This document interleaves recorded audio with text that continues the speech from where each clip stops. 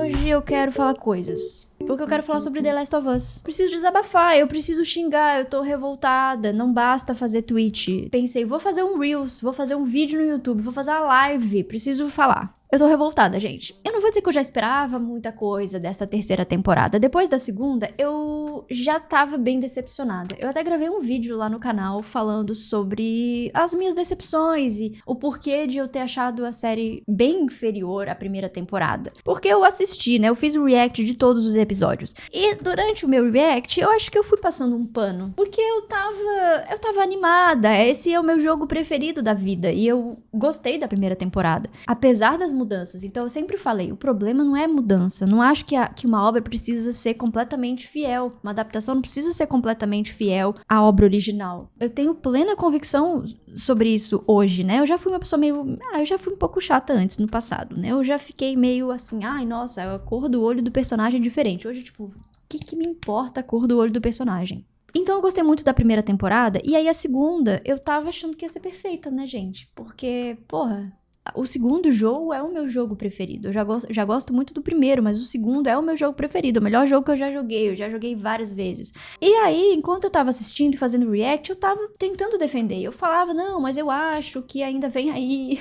Tava o tempo inteiro. Até o último episódio eu ficava, não, mas vem aí ainda. E aí não veio, né? Eu acho que descaracterizaram totalmente a Ellie. Eu fiquei revoltada com o que fizeram com essa personagem. Eu não tô falando só em relação ao jogo. Porque eu entendo, sabe? É um jogo de ação. Então faz sentido e é verossímil que você mate 255 pessoas. Essas coisas num jogo são completamente verossímeis. Não são numa adaptação, numa série, num filme. Então não é isso que eu queria ver. Só que eu acho que a Ellie da segunda temporada é completamente diferente da Ellie da primeira temporada. Então as minhas expectativas em relação à terceira já eram baixas. Até porque eu acho que o que eles fizeram na segunda temporada meio que já estraga a terceira. Como é que você imagina que vai ter um embate final entre Abby e Ellie se a Ellie é essa personagem que não tá buscando uma vingança exatamente. Ela fala que fez tudo sem querer, que aí ela não queria, ainda pede desculpas pra Abby, então as mudanças já estragaram a narrativa. E eu não esperava grandes coisas da terceira. Mas eu tinha certeza absoluta, talvez eu seja ingênua, um pouco burra, eu tinha certeza que eles escalariam um ator trans pra fazer o Levi. Porque, gente, isso é o mínimo. Assim, isso é realmente, é literalmente o mínimo.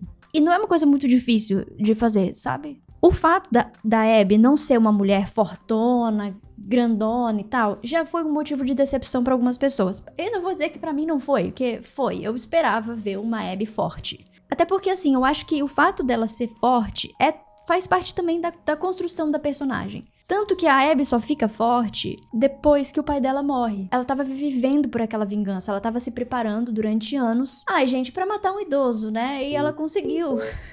Infelizmente, ela foi bem sucedida no seu plano de vingança. Então, eu acho que não era um mero detalhe o fato dela ser forte. Por isso que eu fiquei meio decepcionada. E eu adoraria ver uma Abby forte, né, gente? Assim, um sabor. E eu acho que o fato dela ser grandona também modifica a experiência do jogador. Porque quando eu jogava com a Ellie, eu era meio franga, gente. Eu ficava com medo, eu ficava tentando passar despercebida, eu tava lá só com 2 balas e um sonho. Agora, com a Abby, eu não tava nem aí. Vou matar infectado no soco, sim. Porque ninguém vai me parar, porque eu sou forte, eu sou grande. O fato dela ser grandona muda a experiência do jogador. E por isso que eu queria ver isso na adaptação. Mas, sinceramente, a gente não tá falando aqui sobre uma questão estrutural, de uma violência estrutural. O fato da Abby não ser uma mulher fortona não é uma questão delicada. Óbvio, eu queria ver uma mulher forte na ficção, porque não tem tantas. Eu acho foda quando a gente vê uma mulher assim. Até porque a Abby também não corresponde a um padrão de feminilidade. E extremamente masculina. Mas não existe uma violência estrutural contra mulheres musculosas, por exemplo. E também funciona. Se a gente for pensar na adaptação, é uma Abby meio franga mesmo. Mas funciona. Eu não acho que não dê pra contar aquela história. Agora, em relação ao Levi, gente, aí é muito, muito diferente por várias questões. Primeiro que toda a história do Levi é justamente sobre ele ser trans. A sociedade de The Last of Us é uma sociedade pós-apocalíptica. Então, eu já vi algumas pessoas falando assim, mas o Levi nunca disse que ele é trans. Sim, porque não existiam nem aqueles conceitos naquela sociedade mais. Infelizmente, foram perdidos. Tanto que tem uma passagem que a Ellie e a Dina veem uma bandeira LGBT e elas falam, olha só que bandeira colorida. E elas são pessoas LGBT, né? Mas elas não sabem, não existe mais esse conceito de, ser LGBT, ser queer, ser lésbica, ser bissexual, ser trans, enfim, não tem mais porque o mundo é outro. Então não é porque o personagem não diz, eu sou trans, que ele não é. Porque a história dele é sobre isso. Ele é uma pessoa daquela comunidade religiosa, os serafitas, que inclusive uma comunidade super conservadora e uma comunidade com definições muito cristalizadas de gênero, né? Existem uns papéis sociais muito definidos. Não que na nossa sociedade não seja, né? Mas assim, a gente questiona, a gente tem pessoas que não correspondem a esses padrões, pessoas que fogem desses estereótipos, e a gente tá aqui falando e vivendo e tal, mas naquela sociedade era muito mais difícil. E esse cara é o meu personagem preferido. Com 13 anos, ele se revolta e ele não aceita aquela imposição. E ele corta o cabelo, uma coisa que mulheres não poderiam fazer. Rompe com a família e corre o risco de ser morto. Ele é perseguido pelos serafitas. E daí, né, temos a nossa grande Abby, nossa mãe, que adota nosso menino careca, gente. Enfim, toda a história do Lev. E, inclusive, de The Last of Us Parte 2. Porque a relação dele com a Abby é muito pautada por isso. Porque ele tá sendo perseguido, ela precisa salvar esse menino. E eu acho tão bonita a forma como o jogo mostra isso, sabe, gente? Eu não tinha spoiler nenhum de The Last of Us, porque eu silenciei tudo e quando saiu eu fui jogar. Então eu não sabia de nada. Não sabia que o Lev... Não sabia nem que era o Lev, não sabia nada. E aí, eu fiquei muito emocionada quando eu fui entendendo a história. Eu pensei, não é possível, esse é realmente o melhor jogo que eu já joguei na minha vida. E aí eu tinha certeza que eles chamariam um ator trans, porque chamaram um ator trans pro jogo, né? O Lev é interpretado por um ator trans, que era bem jovem na época, tá, gente? Eu não sei quantos anos que tinha, mas era também adolescente, assim. Então teve essa preocupação na hora de modelar o personagem, da própria atuação, né, do personagem pro jogo. E aí, como é que não tem essa preocupação na série? E aí eu vi uns comentários das pessoas, e que daí a galera aproveita, né, pra ser insuportável e pra destilar transfobia, e aí é irritante demais. Claro, tem gente que já tava criticando há muito tempo as mudanças de The Last of Us, tipo, o terceiro episódio da primeira temporada, né, porque, tem gays. Meu Deus do céu. Ou então pela própria personagem da Ellie, né? Bella Ramsey sofre uma violência, assim, desde o começo, que é um absurdo. E aí essas pessoas vão aproveitando. Tipo, vocês não falam que tudo bem a mudança, que caracterização do personagem, não sei o que, não importa. Olha só a Ellie. Como se fosse a mesma coisa. Ninguém tá falando aqui que a Ellie precisa ser exatamente igual, fisicamente. Mas a gente tá falando de uma questão de identidade, gente. É uma questão muito básica, assim. E aí também eu ouvi pessoas falando, mas atores são isso. Atores estão aí pra interpretar vivências que não são suas. E sim, eu entendo que realmente a profissão do ator é essa. O ator tá aí pra interpretar experiências que nunca viveram. Mas é muito diferente, porque teve uma época, por exemplo, que era normal que, sei lá, homens fossem contratados pra interpretar mulheres. Isso eu tô falando há muito, muito, muito tempo, né? Porque mulheres não poderiam estar em nenhum espaço, inclusive não poderiam ser atrizes também. Hoje a gente já sabe que isso não faz absolutamente nenhum sentido. A gente tá falando sobre um grupo que é totalmente subrepresentado, porque são poucas as histórias com personagens trans. Personagens trans, então, que tem uma profundidade, que tem uma importância na narrativa, como é o caso do Lev, são pouquíssimos, infelizmente. E aí você vai chamar uma pessoa cis pra interpretar esse personagem? Me pega um pouco que as pessoas não consigam entender as diferenças e a problemática disso tudo. Galera, 2026 ainda precisa falar o básico. Aí eu vi uma pessoa falando assim, o professor Xavier não precisava ser cadeirante.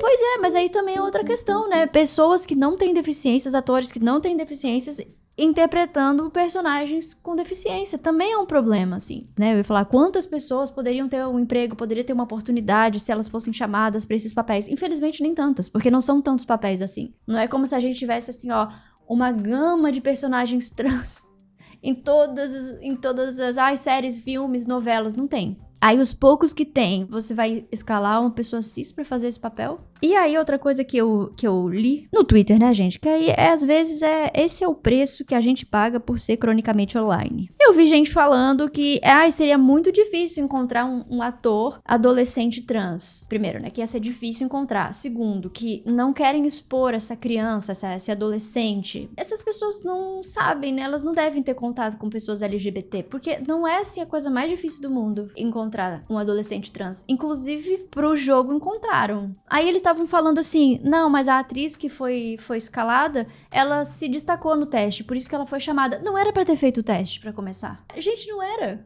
E se por acaso a preocupação fosse legítima? Não vamos chamar um adolescente de 13 anos, tal. Eu entendo essa questão de jovens, né? Jovens nesse universo, nessa indústria. Infelizmente, essas pessoas sofrem muitas violências. Aí pega aí o cast de Heartstopper, rolaram algumas coisas também, eles eram adolescentes e as pessoas foram bem inconvenientes e abusivas. A mesma coisa aconteceu, parecido, né? Na real, um ódio muito mais massivo com Bella Ramsey, que eu não sei quantos anos tem Bella, é uma pessoa jovem também. Então eu consigo entender esse lance de, vamos proteger uma pessoa jovem que vai entrar numa produção super famosa e com um público que já é conhecido por ser meio desagradável. Mas, gente, eu não ligaria se tivessem escalado um ator trans de, 18 anos. Porque eu, com 18 anos, passava por 13. Com uma caracterização boa ali, eu passava por 13 tranquilamente. Então, eu tenho certeza que poderiam ter escalado um ator trans mais velho até, que não ia ser um problema. É melhor do que chamar uma menina de 15 anos. Que, inclusive, não é sobre a menina, tá? Eu não quero que ela sofra nenhum tipo de retaliação, nem nada. É uma adolescente também, sabe? Mas o problema é essa produção horrorosa. Eu queria entender o que aconteceu. Eu acho que várias pessoas que estavam envolvidas no jogo saíram, né? Às vezes eu tenho a impressão de que só ficou o Craig Mazin mesmo. Porque só isso explica. Poderiam mostrar o Lev mais velho na própria adaptação. Não precisava ser um menino de 13 anos, então. Um menino de 15. Ia funcionar. Isso não interfere na narrativa. A Ariane falou que The Last of Us vem sofrendo erros consecutivos. Mas é que pra mim, esse aqui foi ainda... Cara, não tem justificativa nenhuma, assim, era simples. Não é nem uma questão de roteiro, não era uma questão de, escolhas narrativas, não é básico demais. Drica disse que é simples, conservadorismo. Eu concordo, gente, eu acho que sim, eu acho que infelizmente a gente tá vivendo um momento muito ruim.